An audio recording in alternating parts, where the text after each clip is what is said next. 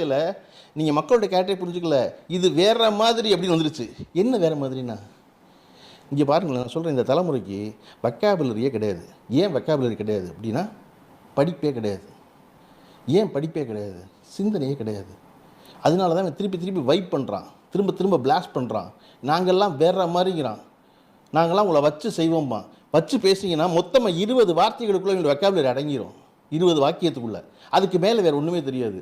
அப்புறம் ஏதாவது திடீர்னு யாராவது இலக்கியவாதிகளை வந்து இவருக்கு எழுதி கொடுத்துட்டாங்கன்னா, அப்போ ஏதாவது அரசியலின் நீட்சியும் மக்களின் மாட்சியும் ஏதாவது ஒன்று பேசுவாங்க. ஒழிய நீட்சியும் தெரியாது, மாட்சியும் தெரியாது. அதனால தானேங்க கேரக்டர் புரிஞ்சுக்க மாட்டேங்குன்னு சொல்லி 3வது சென்டென்ஸில் இதெல்லாம் வேற மாதிரின்னு வருது.